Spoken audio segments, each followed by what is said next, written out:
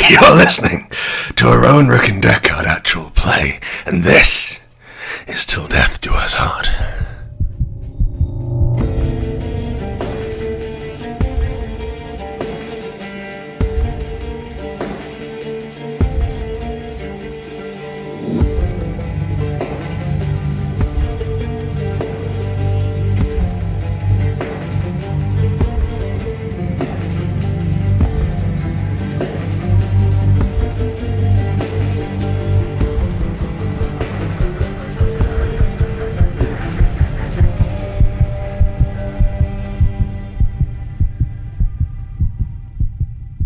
We're back to Heart, the final session of our Heart campaign. My name's Kieron Gillen, he, him. I'll be games mastering today in a beautifully orchestrated campaign leading towards this moment at the heart of the heart, at a wedding of beauty and wonder and fear. Today we have players 4. The 4 players will now introduce themselves. Ed, tell me about yourself and who are you playing today? I am Edward Spence, he, him, and I love weddings. I am playing Searle Clogs the Throat, known as Searle to his friends, also he, him, and he is an Elfir deadwalker who has just discovered who his wife used to be. Nathan, who are you and who are you playing? For the last time in this campaign, but generally eternally, I am your androgynous android game show host, Nathan Blades. I will be playing the one and only Velvet Monte Carlo, the human witch who usually would make your dreams come true, but she has gone on a permanent vacation, which you could say is relatively heartless of her. Hey. And Naomi, who are you and who are you playing? Hi, I'm Naomi, and I use she, her pronouns, and so does my character, who is Hiker, who has no hands, and apparently Edward wants to die today, so... The person, not the character. It's called Bleed because it involves players making other players bleed. And finally, Grant Howitt, who are you and who are you playing? Hello, I'm Grant Howitt, he, him. I'm playing Caster Skrift, a drow junk mage, who is desperate to get to the best party in the world and is beginning to be increasingly worried it's not going to be that much fun. Mm-hmm. The episode would begin, instead of the black darkness we're used to, it's white. It's bright and it's white. And we sort of start to pan down and realise it's the edge of a sun. Our eyes are kind of hurting from the glare. We pan down and it's the solar basilica above the spire. This is the heart of Aethir religion. We sort of zoom in into a room. 2 Aethir. 1 we recognise as Searle, or the person we once called Searle anyway. This is before then. He wears a very different mask, but he still moves that kind of skinny arrogance. The sort of person who kills someone just for knowledge. He's standing next to a beautiful Elfir woman, a gold mask which we are familiar with. They move together, embrace slightly, and then she pulls off the mask, and she transforms into the one we know as Louisa. The Knoll, awesome scientist, explorer, adventurer, great magician, and also lover of Hiker's life. She touches Searle's face gently and says, "So it's come to this. We both have things we both need. And I love you. It's very important to know I love you. But my love for you isn't enough. I need to love someone much more to get what I want. And she's out there waiting for me, so we must be free of one another. And you, my dear, lovely fool, you've studied escaping death for so long, and this is our way. This magic will put you beyond the touch of the mightiest necromancer. Death will run from you. You'll be out of the game entirely. So, I am free to love, and you, to never die ever again. And all we need to do is create this final, beautiful ritual." And she passes these 2 beautiful guns, which she places at each of his temples. "Heaven isn't good enough for us," she says, "but it will be." The triggers pull, and then we cut to black. And there's the pumping of blood. And then we're back to where we are. We're at the centre of the heart, in present day, beyond time and space, beyond sense and sensibility, as much more than just a novel, much more like the concept. We sit here in this wedding beyond time and space. A tiny figure in a classical Knoll wedding looks with streamers running down almost like infinitely into other dimensions, about to be married to an enormous heart the size of an aircraft carrier. Various gods are moving in and out of focus. There's food everywhere. There's lots of celebrations. People stand. A lot of dead are gathered. Above them, there's a kind of like a weird crackle you can't quite see. It's very hard to explain, but most things are here. And you are standing near your just arrived aortic dragon, having been shown in by a beautifully dressed rube idiot who Searle left stranded in the grey, the kind of limbo-esque semi-afterlife. I think we should pan across our cast in terms of what your sort of response is and reintroduce you. Let's go with Hiker first. Naomi, tell me what Hiker's looking like in this moment. Because the other thing that's happened, has anybody got any reason why these two should not be wed? There was a definite I object, as is traditional. I think Hiker's eyes are, like, full of tears. She's a big knoll in, like, a white pantsuit that has now undergone many transformations. She has no hands. Her hands are, like, waxy claws, and her body's full of bees, and also she lost a leg during the process. So she's also got, like, a waxy prosthetic leg as well. I don't want to put words in Ed's mouth, but I feel like the I object maybe came at the same time as Soil's I object. Because I think that Hiker would be like, wow, my beautiful girl, what the fuck are you talking about? Is generally the vibe that's going on with Hiker. Actually, that's a good one. Let's go to Ed next, and like Searle. Like, let's make it really simple. At this moment, you recognise, as in you kind of get the, oh no, I was married to that knoll. The image Hiker gave you with that kind of beautiful elf that was kind of drawn is, of course, that's the glamour look. And the mask was hers, but the mask was also magical as well. So all that kind of comes into place. And you also remember your name. So if you have no idea what your name is, feel free to say it. Velvet on Marble? I don't know why, but I feel like Velvet on Marble. You want to pick a slightly different fabric if there's one available? No. No, I understand why. So, as Searle stands there, and he is looking bad. He is emaciated, he has coins just hanging down his lower half, and there is fabric, and as we pan up past his bony, tattoo-covered shoulders, we start to see dried rivulets of gold. His mask that was on his face now melted and dried across his features, and his jaw is likewise. It's almost like dried glue dripping down in place. Bits of his prosthetic lower jaw are twisted and his teeth are out of place. You can see that there are burn marks underneath, and you can see patches of skull here and there as just hair is hanging down around barely around his shoulders.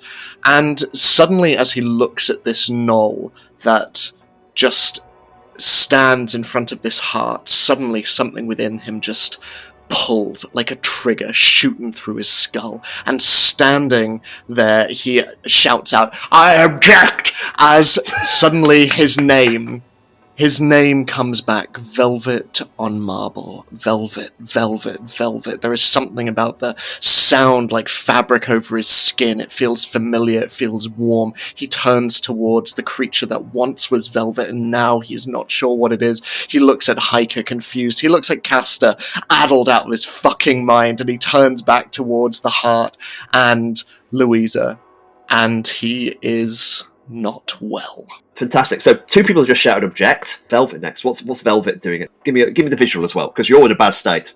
Yes, Velvet Monte Carlo, usually an adventurer, an emissary of the heart, whose job it is to make people who venture into the heart's wishes come true, even if nobody is especially happy about those wishes actually coming true. Deep skin tone, almost plum in the shadows, and for the first time with no heart since she was 10, to be able to have the ability to use the heart's powers, an ancient hereditary, or at least passed down heart engraved with every spell a witch knows, was placed into her so she could do this job.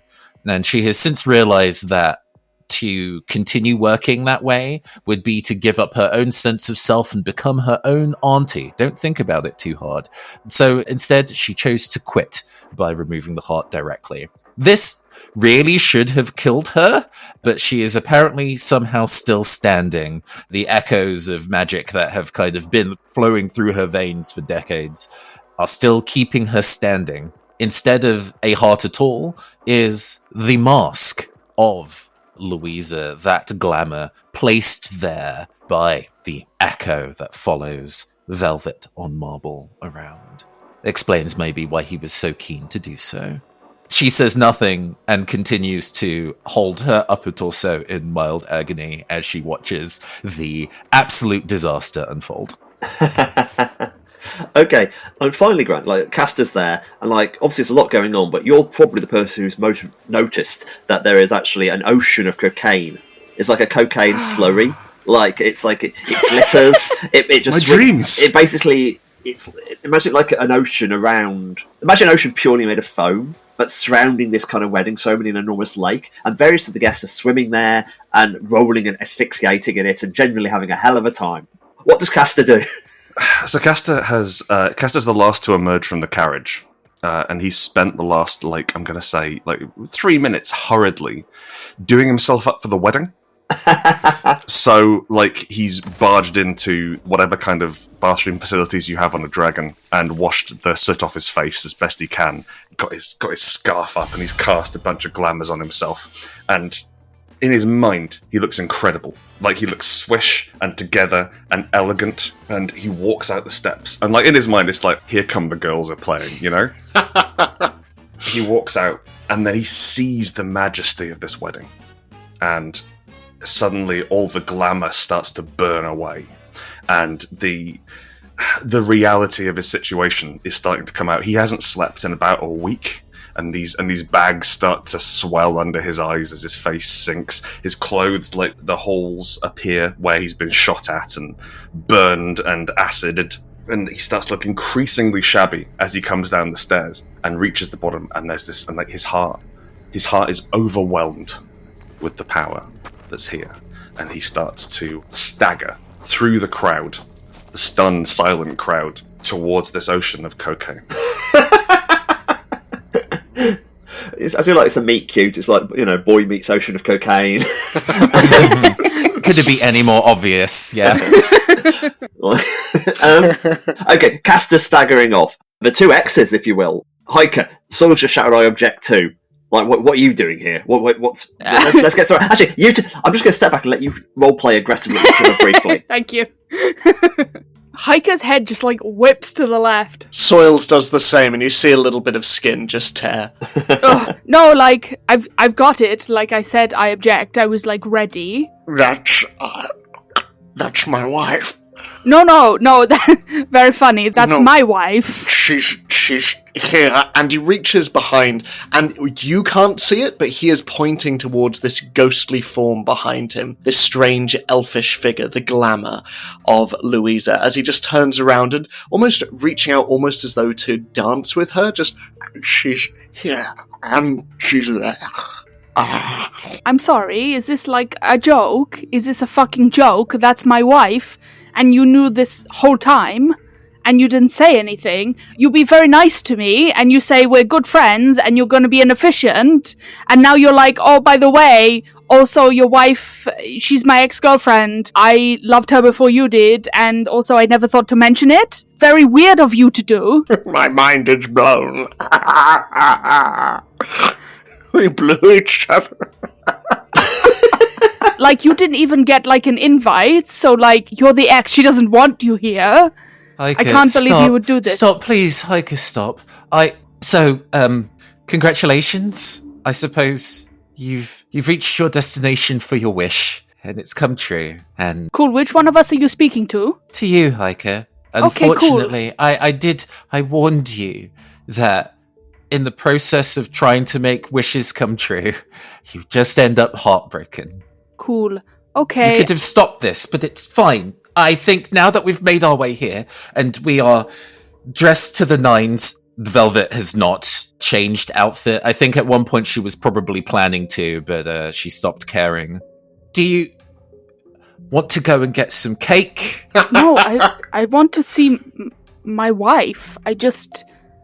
You don't think I'm allowed to be, like, 5% upset?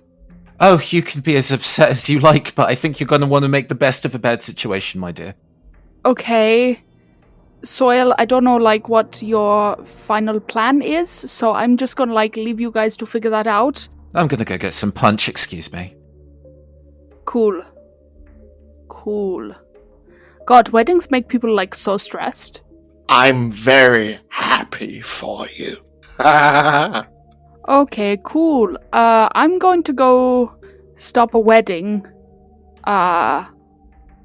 You know what? You do whatever you're going to do. I thought we were like buddy, but clearly I'm wrong. So No, I enjoy the cake. Goodbye. Come back. Velvet, are you going to follow these two a bit vaguely? You're interested, or you just want to kind of watch? I think that Velvet genuinely is kind of at her emotional limit for the time being, and she no longer feels responsible for guiding Hiker to what she wants. So genuinely, Velvet goes over to this big punch bowl, probably also cocaine. Velvet, you must come over here and try this punch. I was like, the punch bowl is amazing. In fact, it's literally made of fists. Yeah, an elegant array. Yeah, it's like a jellied fist that bounce up in the down. And if you try to eat, you lean down to drink, it kind of hits you in the face. But then it goes into your face, and then it becomes drink. Generally like a shot each time in that kind of way. You get socked in the jaw, absolutely. It's mixing metaphors, but still good. From there, you can actually see Castor. And Castor's, if you imagine the image, you've walked to the edge of this pool, or this lake, really, this miniature ocean, and people are in there swimming. And there's the kind of the tunnel cysts, the tunnel sphincters. There's them like floating like air, like rings in there, and people like swimming through them and emerging covered in the little buboes that make you high, and then swimming on and like delirious in this kind of like glittery cocaine, elf cocaine mess. There's a lot going on. Velvet is not dressed for swimming, but she does take a haymaker to the jaw of Punch. You know what? I think I needed that. Castor emerges from the sea. Like, he wants to channel Ursula like Andress, but he's more just sort of like got his trousers hitched up around his knees. There's that bright fire in his eyes, but it's glittering, it's sparkling this time, as he is loaded up on God's cocaine, and stumbles over to you. Looks around for a glass, and there isn't one, and leans in, gets punched in the face. Cheers! Cheers. So... You finally got to do what you wanted! Oh well, the thing is, I mean, I'm going to have to wait until all this is over. I do wonder if they're going to kind of, have a group rider back to the surface. Since I now quit, I have the free time. Assuming this is the party you're looking for. Yeah, I mean, right? Oceans of cocaine? Punch balls? I know. There doesn't seem to be much in the way of... The music's not great. I don't really notice a DJ, and to be honest, it's not really a good wedding party unless they have a good DJ. I think they're playing. See over there, and he gestures over, and there's this multi-winged, biblically accurate angel playing a biblically accurate harp in the corner, strumming it out. He's like, "You see how reality is bleeding a bit differently over there? See if you can tune yourself into it. So all you got to do is plumb into the occult." Oh, I see. You can't do wizardry anymore. Oh, no, I can. You don't smell of anything. There's a surprised and sad expression at realizing that remembering really that she can't do magic anymore. And then you sniff at her and the expression changes again. No, I suppose not. So, like, the whole crystalline thing, that's gone as well? And you can see, like, Cass's looking in your mouth. Does it look like pretty normal human in there now? Yeah, I think she tries to, like removing an opera glove, try to peel back the skin of her left hand, and she just, ineffectively scratches at the arm instead, leaves, a small red welt in the pressure, and then that fades away too. No, I guess I'm, just an ordinary girl, she says, smiling at you with no heart. Oh, it's a damn shame. Sorry, I mean, you want to leave? I mean, yeah. But we're here. I mean, it's just getting started.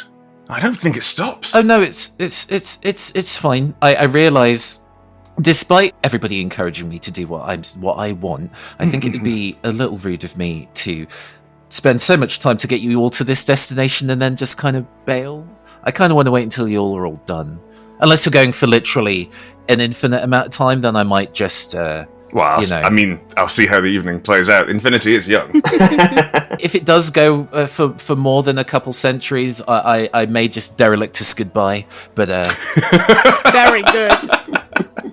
It's when you fall through a hole in the floor. But enjoy the party, I guess. I'll go see if there's this punch is all well and good, but there's a craving in Castor's heart, and it's for cheap lager, like Red Stripe grade lager. Pabst Blue Ribbon. Yeah, for our American listeners, a Pabst. There's nothing scuzzy here. Everything's absolutely perfect. and it's starting to unsettle him a little bit. I'll see if I can't find something more, maybe I could, something slightly more drinkable, and wander off to the enormous marble bar. Let's hard cut over there to Hiker and Searle, who are trying to storm the wedding.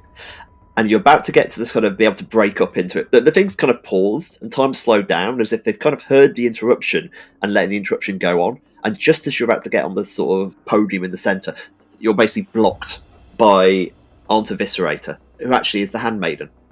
And when I say she's the handmaiden, you know your hands? Imagine your two hands but giant, and they're like spider's legs beneath her. And she's walking on your... my hands? Like a centaur, but with your hands as the legs. Aunt Eviscerator seems to be finally living up to her name. No further. Your heartbreak is all that's required today, and he is of no use to anybody. Okay, rude. I mean... Sorry, dear. I'm also mad at him, but, like, you're actually sitting on my hands, like, right now. Yes, aren't they magnificent? She does a little pirouette.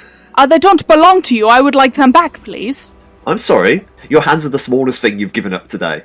Well, like, they're still my hands. Can I do some sort of bee's mend to try and remove her from my hands and then circumvent her? Listeners who've suddenly remembered this is a tutorial, one of the really great things about the system is we kind of set the resistance, and basically everything has hit points, is the way the system works. Is you just set hit points, and whatever you do to overcome it. So yes, definitely. Give me a visual. What does that look like? She's, like, gesticulating in sort of an Italian fashion, and her hands sort of unfurl and turn into waxy, like, rivulets that start to reach out and try and push themselves into the hands. There's in my hands now. Like, I reckon, what do you reckon that is? I was gonna say men. I could also do compel or a kill. I'd say compel sounds more like it. Is this cursed? Honestly, it's about. I couldn't think anything that's more cursed. Could I use my knack for hands specifically? Oh, definitely. Chekhov's knack. Never more has that been more appropriate. Okay, well, I got a 10. Well, for F, yeah. And 2 6s, which become 10s if I want them to. 1 10's enough. I think we're taking those hands. You're taking control and you can see the things moving over to you. But Aunt Eviscerator is fucking furious. No, I'm the handmaiden, not you. I would like to encourage the hands to walk in opposite directions. Oh, that's great. But however, she's there and she's actually got her bridal machete. As is tradition. Something borrowed, something blue, something with a large blade. Yes, something that can cut you in two. Hey, very good. But she's about to attack you with them. Searle, this is when you can sort of step in, just before she kind of gets her hands torn away. Is there anything you want to do to help here? I think Searle is moving through this party almost as a trance. Something has broken in him. Like, too much information at once has broken his brain. And I would say he probably resembles, to anyone who stepped outside of the aortic leviathan, that figure that you saw cackling at the end of time, as he is just beginning to stagger forward a little bit. And looking up at Aunt Eviscerator, he just sort of, like, stumbles forward a little bit, and from behind him, this ephemeral figure just shoots forward, this ghostly, liminal figure of not only his wife, but Hiker as well. And he's going to cast Grim Reaper, which is kill D8 and ranged. Nice. Cursed kill, I reckon. Cursed kill, sounds good. That's a 10. Fuck yeah! How can RPGs work with just a random number from 1 to 10? You know, roll your D8. Actually, T10. Critical upgrades it. It's a 5 for the D10. Describe how your Grim Reaper takes down Eviscerator. Searle is not controlling this. It is this spectre that flies forward. This strange... It is both Elfir and Null at the same time, moving through the air like a mermaid, as it doesn't even do anything, it just impacts into Aunt Eviscerator, and you just see her wither as the colour just leaves her, and you see the hand underneath, still vibrant and full of life, just begin to move in whichever direction, Hiker, you would want, as the spectre, just hanging above us both, just turns to look at Hiker and Searle. And Hiker, you see Searle just looking up, almost falling in love for the first time, as he's just looking up and, "That's our wife." Does it look like Louisa to me? Good question, does it? I would say, how could it look like anyone else? I clap a little hand on Searle's shoulder and give him like a little pat. I start moving towards Louisa. As you kind of step up, like Eviscerator, kind of like in a death motion. Yeah, I can go there. And as we kind of body, you see her spirit kind of separate from the body. Everything's very visible here, and it flips out of existence. And she seems utterly delighted at the moment of disappearance. But there's maybe a flicker of like wait before she goes. She going to the boring pyramid? You presume so. Louisa finally notices it, and she turns away from the enormous kind of veins of the heart she's holding, and she turns to you and says, "Oh, you made it. I'm sorry, are you very sad?" I mean, you sent an invite, so I came. You can't go through with this. Thank you. You are very, very sad. That means it's going to work. I'm going to cut away to the other group then, at this point. Velvet and Castor at the bar, you're trying to get a drink? Like, what are you trying to do, Castor? Hello there. What does the bartender look like? I reckon the bartender looks like another Rubidiot. Rubidiot dressed very well. Oh, hello. Hello, Bean. It's you again. Yeah, sure. So wondering if you had, I don't know, some sort of room temperature lager. It's slightly flat and like some slightly greasy peanuts. I'm afraid the problem with this party, this whole thing has been powered by the incredible wish of Louisa here. And Louisa wishes for a very fancy event. And at the moment, the heart is solely, due to her great sacrifice she is undergoing, incapable of satisfying any other urges. I, of course, learned quite a bit in between life and death when I was abandoned. He says his eyes glancing somewhat harshly at the stage. And like, cleaning a glass, like this. This is how I want to spend my afterlife, in hospitality. It's done wonders for your diction, Ulfire. You have a lot of time to learn when pondering revenge, betwixt realities. Well, good luck with all that. Would you like a wine? It's very good. Yeah, sure. I'll have some wine. This glistening golden semi-real goblet, and it's filled with. It's like really, really good dessert wine, like really sweet, really incredible, and it's just not what Castor wants, and he's sort of drinking through. Oh, that's undeniably perfect, Rube. Velvet kind of emerges like in background stage right. So how's your wish coming along? Would you like a drink? They're very good wine. Yeah. Incredibly good wine. And like some sort of Turkish delight. I've heard that usually those don't come with any strings attached. Of course. But I was just, kind of hoping you were enjoying your wish coming true. Oh, I don't think it's quite kicked in yet. If I'm honest with you. I might need to have some more. Well, last I checked, having a party that was to your sensibilities was largely within your power. Yeah, unless you've given up the ghost on that. I'm sure I can find. I just need to. Yeah, you know what? You're right.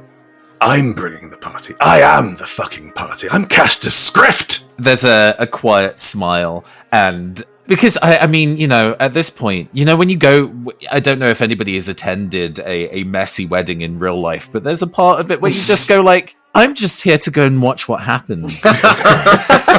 So yeah, Velvet like smiles. It's like, yeah, from how I've seen you party in our delve so far, I'm sure you'll draw a terrible crowd. Absolutely, yeah. I think I'll just go dance for a bit, see if that helps. As the people sort of dancing in the seed foam the cocaine foam at the edge of the beach. It's a foam party. The foam kind of gets increasingly diffuse. If you want to go swimming, you go very far in. And if you only want to touch, you go far out. But there's definitely a middle bit. Fantasy cocaine mist. Yeah, exactly. It's like it's the kind of like it's a smooth gradient between liquid and air. And you can be at any point between the two.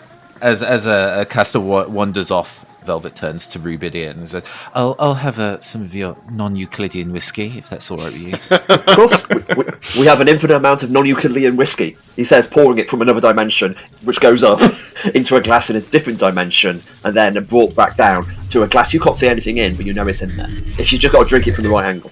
Thank you. With this wedding seemingly both the ceremony and the party at the same time, Velvet takes the glass and sits in one of the pews relatively close to front row. Yeah. I respect you start seeing that happening. Meanwhile, Castor, in the middle of the dance floor, you find a group of Red Moon and Golds. Okay. The cable ones. So the big heavy armors, they're crouching so people can't see them because it's misty. And they're armed with heavy weapons. And they go, are you trying to stop it? You're trying to maybe carry on? I say, lighting a cigarette, this stuff's probably flammable. Hey, oh, good, you look great, all of you. I'm honestly not bothered either way. What are you here for? We're here to save the souls of everyone who ever existed. Oh, cool! Okay, well, hard cut here over to Hike.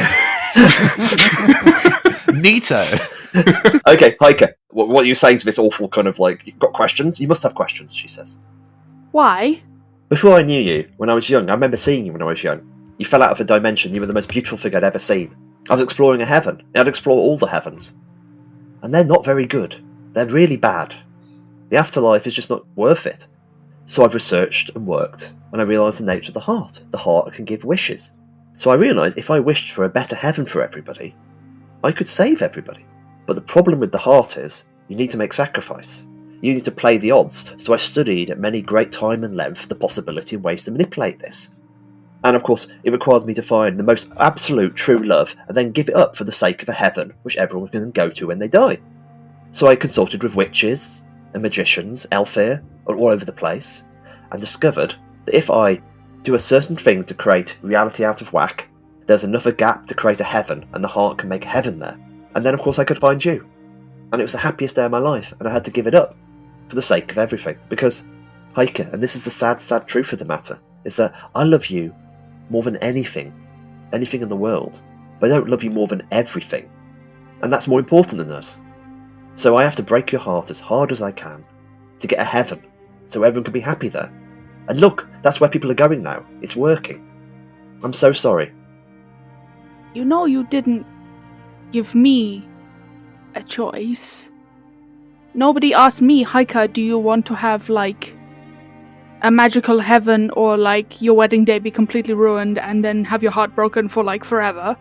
Her, big jackal light head hangs a little. I want you to take a look at me, at Soil, at Velvet and Caster.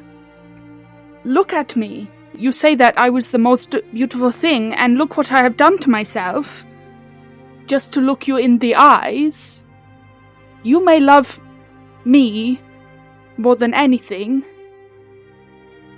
but I love you more than everything.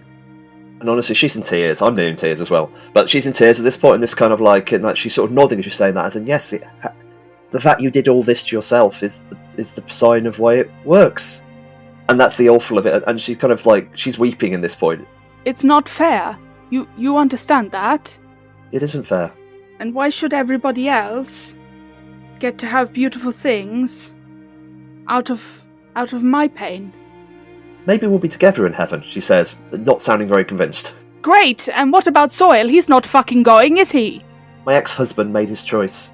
I don't really know the man he is now, but the man he was then made a decision I would have never made. I'm sorry, Velvet, on Marble. You should have known better. You're not a stupid man, but you are an unwise one. You blew my brains out. We blew each other's brains out. Did you ever care for me? I did. You're brilliant. You're charming and funny, but you don't compare to Hiker. You hurt Hiker. I did. Louisa, I love you very much, but I think you're being very unkind to Soil. He really gave up a lot for me to get here. And now you're just gonna ruin it for, like, everybody, and by everybody I mean specifically us two in this moment, and probably Caster, and maybe Velvet, hard to tell. And she's kind of like paused, it's like, it's already done. Look, it's too late. It already happened. Haven't you seen? You might have seen souls disappearing into my heaven on the way. It's already out there. People are already going to where they should be. Hard cut to Caster with the heavy-armed red moons going around. It's not a heaven, it's the machine that eats people. All it's doing is harvesting every single soul in existence as it dies and consuming it, because the heart can't really make a heaven in this way. It's an annihilation machine. Yeah, that all makes sense. Checks out. Like Caster says, looking around, like not like yeah, I can see what you're doing. Like someone inspecting an air conditioning unit. Right, so nobody's going to heaven for reals. Yeah, It's a kind of heaven, I suppose. Those dumb other red moons, they think it actually is there. We're really sure, they say, that it's actually a machine that eats people. Oh, I see. So the community's somewhat divided on the matter, right? We are. The two major sort of chronal differentials. There's a few other categories. To be honest, it got very complicated, and I've actually lost track of all time and who I am. You should get name tags or something. You don't want to know about the name tag wars. Are we going to stop this heaven? This is the closest I think we've come in several decades, or lifetimes, or nows. Boys. No one's having a good fucking time. These people, that guy's dead over there. Maybe he was having a good time beforehand. But I brought 3 people with me here, and they all look absolutely distraught. Look, Heike's crying. Looks like she's got her hands back, so that's something. Soil's absolutely lost it. Velvet literally ripped her heart out. This is... No, you know what?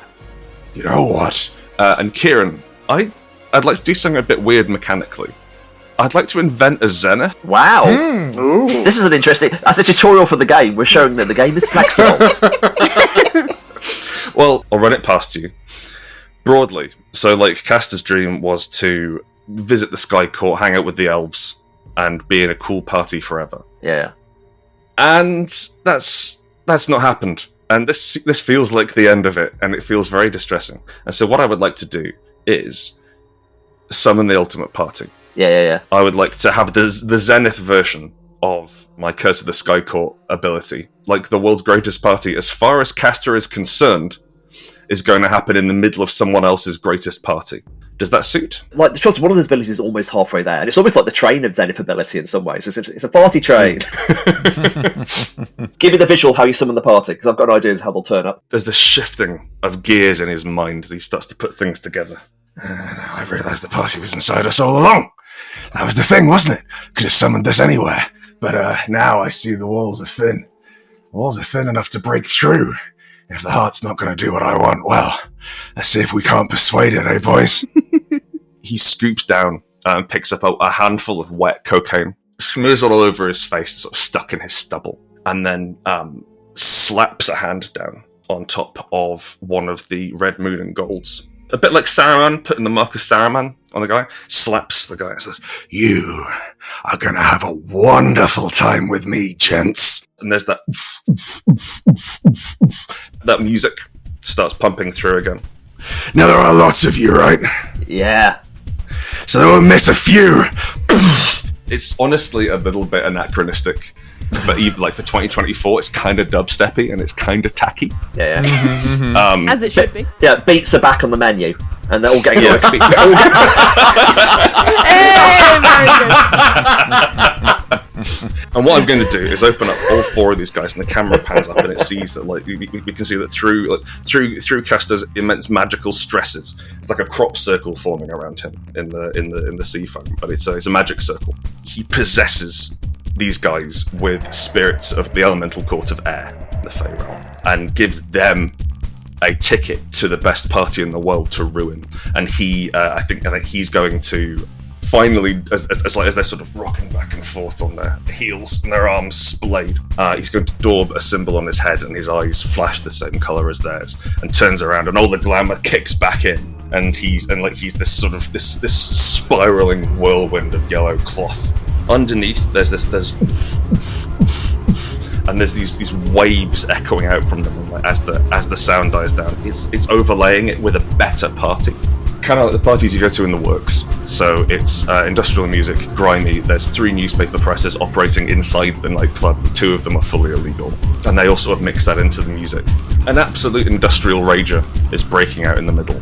Now I figure, in terms of any dice rolls, the dice roll attached to the Red King one is I roll Compel plus Occult, and if I succeed, I get to replace the Red King, and if I don't, I get burned up and eaten by the Red King, but I'm dead either way. Caster Shrift Partymancer rises like this kind of like Ulrich High Jesus. Ulrich getting high. Burning with this obsidian flame in the middle of the room as this kind of, and the spirit of the best Derelictus parties is hitting. And people are warping, portals are opening, as in kind of like your drunks mates falling in. You know, imagine like gate crashes from other dimensions just stepping in. Oh, there was a party in here, mate.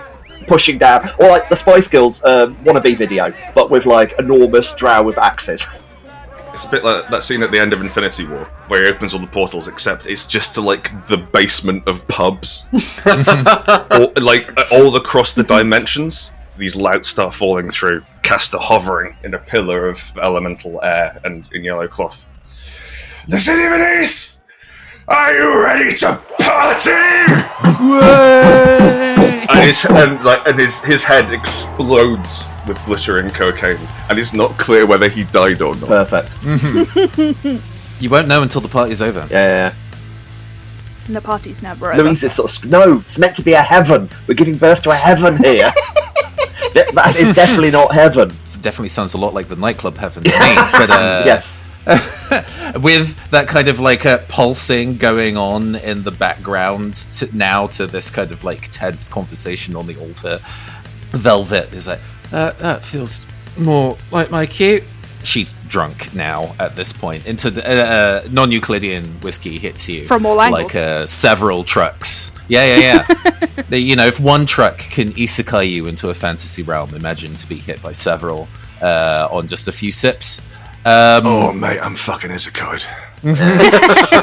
Really good. But she staggers over to the conversation that Velvet 2, Hiker, and Louisa are having.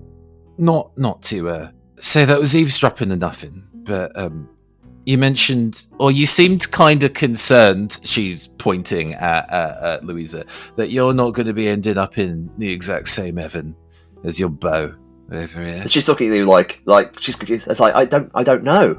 Oh, well, shouldn't you, take the time to work that out before you go and throw everybody, including your beau, into an heaven that you don't know if you can actually get to or not? Don't you feel like you should do some, calculations or whatever? It's a new heaven in a completely different dimension. I can't walk to heavens. Oh, so... And she briefly fills everyone in what was just said to Castor, in terms of, yes, there's some people saying it's not a machine that eats people, but it's not, but it's like, no, it's a heaven. All my calculations prove it should turn out on this. I've researched all the existing heavens. I'm sure of it. Look, everything I did has led us here, and everything is as I planned. I must be right. I'm so sorry. So that's the thing, right? Because Heiko's been so praising of you, how smart you are and stuff. Total genius. And it's it seems kind of an oversight for you to the way that the accent drunk Velvet sounds actually more really like good. Castor now. It's pretty funny. Yeah. I think there's something in the drink that makes everyone sound a bit like Castor now. Especially now. If you're so smart, it feels like it's something you should have maybe accounted for. But maybe you just need time. Maybe you need all the time. And I'm gonna go and kick in my Zenith now. I left it floating because I wasn't sure which one I would want to do. And I was going to save this if one of my allies died, but it's actually more funny to use it here. Perfect Resurrection. You can make a perfect copy of someone who has died, but only once. The copy is absolutely the same as the original, right down to the soul. The copy is so good, in fact, that person can no longer permanently die. If they would die, the heart just makes a new one. And I am targeting Louisa. Oh. She clearly needs time to work out her plan. And Soil, well, we know, even if Soil doesn't, that it might get a bit lonely at some point down the line. So it feels like he should have some company. How does this resurrection work? What's it look like, specifically? She's probably going to resist this, but hey, I can't cast magic anymore in myself. All the magic that witches use is inbuilt in their own... They use their heart's blood essentially as fuel. Velvet doesn't have that anymore. But Louisa seems to be awfully connected to the bloodstream right now. All you just need to do is carve the correct spell. And so, quick as you like, and probably alarming both Velvet on Marble and Hiker, Velvet pulls the God's Rib knife and not even stabbing in, just kind of engraves surprisingly fast and elaborate sigil into Louisa's chest, and then finishes that spell circle in one swift move. I think for Hiker, it's instinctual. The love that brought her here, the love that makes this whole thing work, it is still there, no matter the circumstances. And without thinking, she puts herself between you and Louisa. Is the marking so the heart's going to go jump her and do it to her? Because the heart's looming behind, so you put the sigils on her, and then the tentacles from the heart are about to get Louisa, and then Hiker steps in the way of those tentacles. So you are now lifted up by the heart, with this blood pumping into you, and your bees, of course, are bursting to flame as well, because the heart is the opposite of the order and stuff. It's a really interesting moment happening right now, and Louisa's like, what the fuck? Which is not really in her idiom. Hiker, what you do? No! I'm sorry, Velvet. I didn't... I wasn't thinking. No, I guess I just... Sorry, I think I might have drunk a little bit too much whiskey, so maybe I missed. No, you did so good. You did so well, and every step of the way, you've tried to help me, even though you didn't have to. Yeah, well, I figured eventually I would help someone's wish come true, and then they would be genuinely happy, and then that would make it all worth it. So, Velvet, you made me happy just by being here. well, I guess that makes it worth it then. And there's a turn to Velvet on Marble. Mr. Marble, Yes? you're too nice to have to sit alone forever. I think you have too much insight to have to just not share it with anybody. Would you like to sit with me? Due to the nature of this zenith does kill the target. The nature of whatever blood was still sitting inert in Velvet, no longer pumped around, was like drawn into the knife to do this sigil work. And now it's done, there is next to nothing holding Velvet up anymore. I don't think I could stay for very long. I was supposed to have a trip back up to the surface and see the sun, or whatever, but I think I'm going to go take a nap first. But I do want to give you this back, because I don't think I need it anymore. And you might want to give it to somebody else who's special. So, oh god, I don't feel very well. It's not even ugly. It's delicate. It wasn't grafted into her. It wasn't to replace anything. It was just to kind of sit in a space where there wasn't anything anymore. And so it's almost like a taking off jewelry at the end of a day. She removes the mask of Louisa. Give it to somebody who deserves it. You deserve so much more than what you have given to others. No, it's alright. I am... From how you tell it, at least one of these afterlives is, pretty peaceful, I guess. Maybe the sun will be there. And, the body of Velvet Monte Carlo falls over backwards inert. Wow. Astounding. Soil stands there with the mask in his hand. And just looking at it, this sort of symbol of some lost love, he looks down at this inert figure. This figure who has been selfless, done nothing but poured herself into the cup of others. And she just lies here. And looking around, seeing Castor just lifting up into the air, exploding. Yeah, I just want to sort of like pop in here. I feel like tonally, I may have jumped the gun. You know, basically, if you're in a club and music's really loud, you step outside and everything's very quiet, then the music fades up. That's what this feels like. This feels like people have just stepped outside the club. The whole thing is against this tableau of chaos, and these people are having this little melodrama right here. Yeah, looking over at Velvet on the floor, and then over at Castor in the air, exploding in a haze of fantasy cocaine, and looking at Hiker, who too is being lifted up by the heart, I think he just lets go of this golden mask in his hand as it just down the stairs, and turning towards Louisa behind him, almost in slow motion. I gave that to someone who cared for others. You placed it in my grave, discarded and dead. You're missing a mask. And he just reaches up and just pressing his fingers underneath the golden melted shell that is affixed to his head, just begins to push his fingers underneath and slowly begin to peel it off like glue from fingers, just like slowly.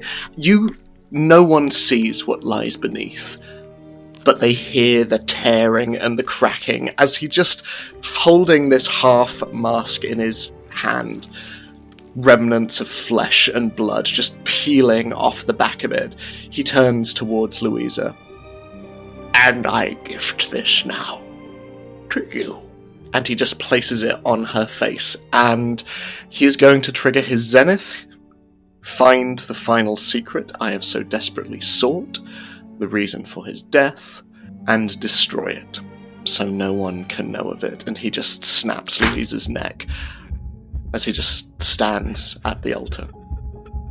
I think that Hiraeth is currently being filled with bloods. Her hands and prosthetic limb have just been sloughed off. The opening inside her is no longer full of bees, and she watches Louisa die at Soil's hand, and I think she just screams. Like, there's just this... The howling wound of something deep inside her that just breaks in that moment. You know, the hope is gone. There is no second chances now. I think Soil just raises a finger and shh, shh, shh, shh, shh. You'll spoil Caster's music. It's just like Louisa in terms of, like, obviously the broken neck, she's lying on the floor, she's paralysed, she can't move, and she's bleeding out quite rapidly. And she's like looking about Hiraeth as her body is, the awful things are happening. The thing about Louisa knows what happened. Louisa's studied the heart, she understands that Hiraeth is never going to die now. And it's like, no, it's like she sort of starts speaking, no, heaven was for you too. You mean you can't get to heaven now? It's all for waste. I've killed the world for nothing. And she says to the heart, please don't do this to them. I could have told you that on the day that you took my hands and went into a portal. I thought you could love me like this, broken and changed and different, but you didn't even really love me the way I was.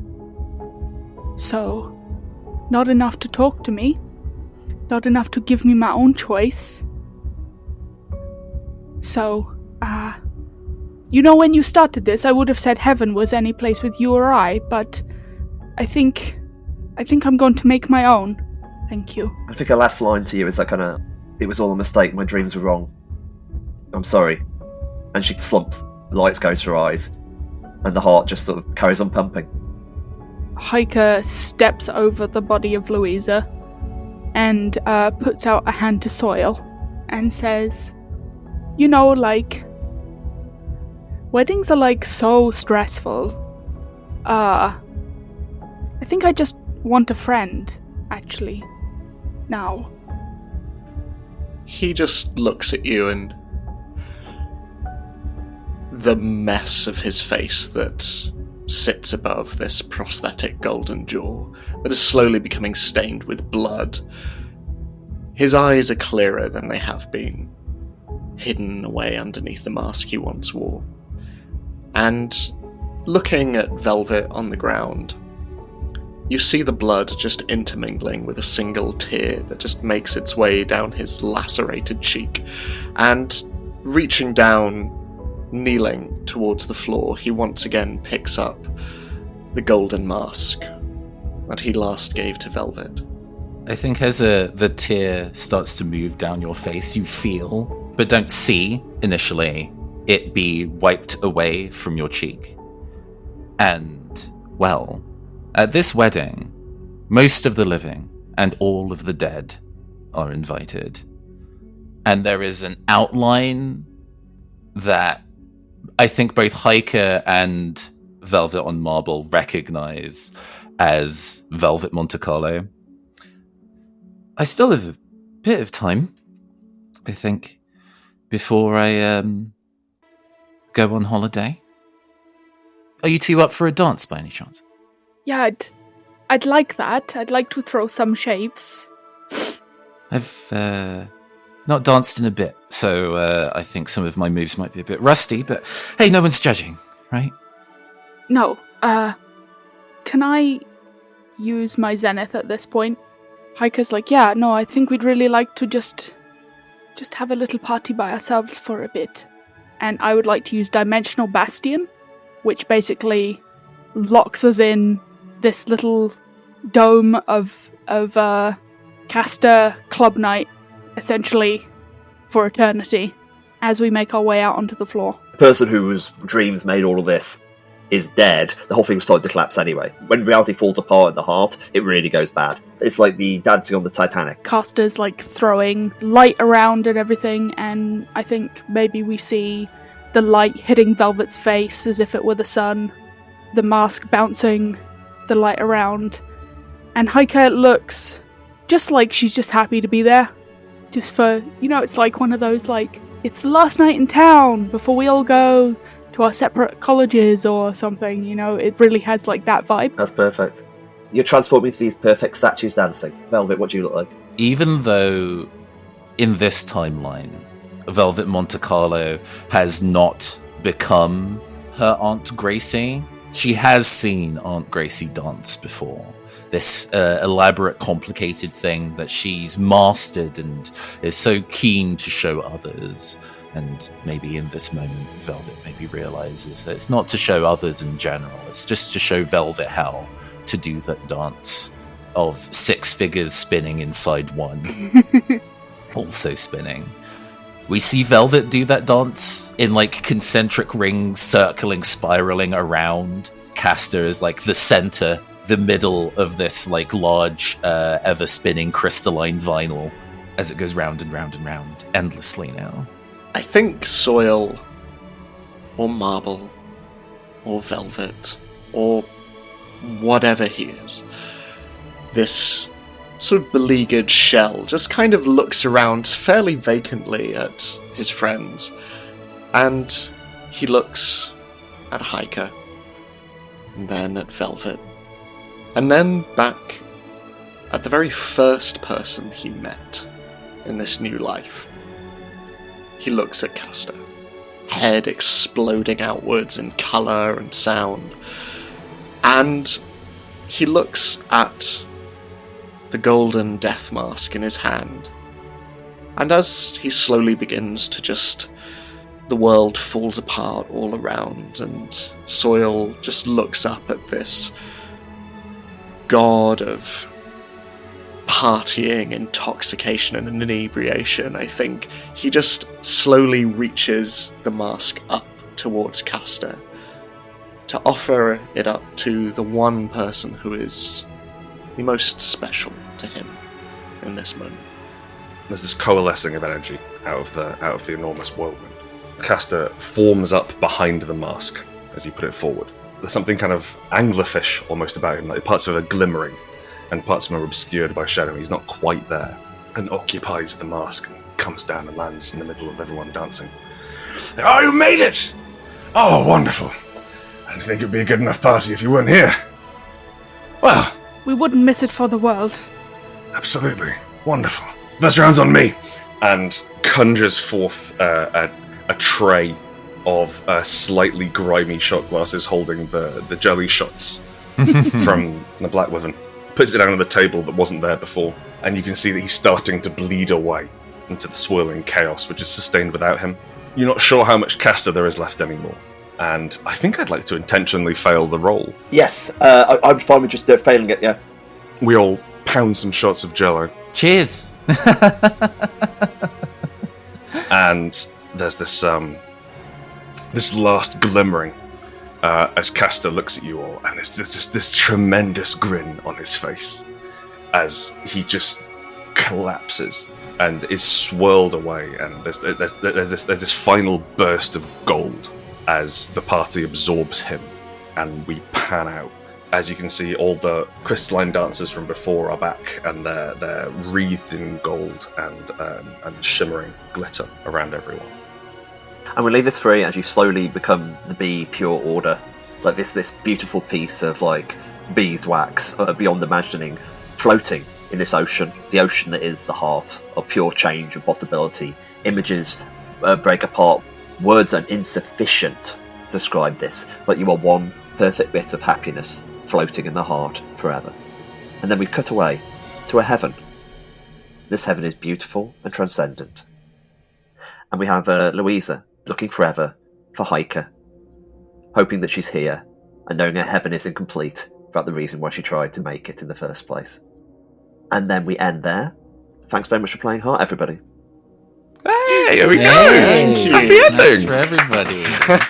And we play Heaven's the Place on Earth as an industry. Good work, Evan. We hit so many zeniths. We did so good. We zenith the shit out of it. Did all of them. Yeah. And we made a new zenith. Yeah. Well, it's canon. We're fine. So, I've been Grant Howitt. I wrote Heart, and I played Caster Scrift, and got to explode into the world's greatest party trapped within bee crystals. And if you liked what I did, you can find me online at GS Howitt, and you can go to rowanrookanddeckard.com and download every game I've ever written, aside from the ones that are so bad we haven't released them. And tonight I've been joined, as ever, by Nathan. Oh, hello. I continue to be your androgynous android game show host in the future. You can continue to hear my voice as the voice of Captain Ormar Vale on the Campaign Skyjacks podcast. You can go and check out my various tabletop RPGs that I haven't written for Grant at theneoncaster.itch.io. Thank you so much for having me on this adventure. This has been fantastic. And Edward. I am Edward Spence. You can find me everywhere across the internet at Edward_Spence_. And if you would like to see me as a GM rather than a player, you can do so over at Wounded Warrior Project, where we will soon be premiering our second season of the Fourth Age, our imagined next chapter in the history of Middle-earth, exploring the world of Tolkien. Our cast is incredible. Go check it out. And you can also check out our Crit-nominated web series, 10 episodes long, Beyond the Brook. It is a cozy autumnal tale about 5 children who are lost and found in a mysterious wilderness known simply as the Backwoods. And Naomi. Hi, I've been Naomi Clarke, and you can find me at Naomi Thinks It all over the internet. And if you want to see me doing more sad bits, you can find me crying under a couch at realmspod.com. And what you got to remember is that heaven is not fit to house a love like you and I. Thank you for coming to my wedding. It was lovely. And finally, Kieron.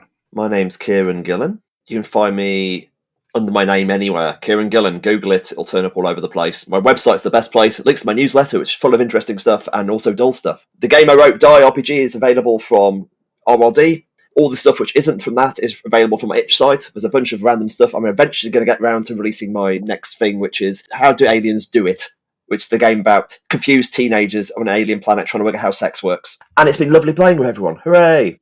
Hooray! Yay! Thank you, everyone. Hooray! Thank you for joining us. Thank you for listening, dear listener. And we'll see you never on the Heart and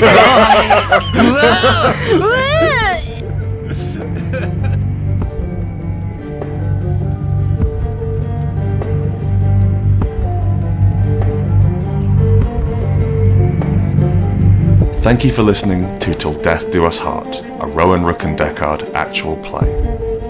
This episode was produced by Naomi Clarke, with editing by Maddy, Searle, and Oliver Moore. The theme was by Nick Seatman, with additional music by Kai Pritchard. The GM was Kieron Gillen. Soil was played by Ed Spence. Velvet was played by Nathan Blades. Caster was played by yours truly, Grant Howitt. And Hiker was played by Naomi Clarke. If you'd like to learn more about Heart, the City Beneath, and our other fine role-playing games, go to rrdgames.com and buy something, why don't you?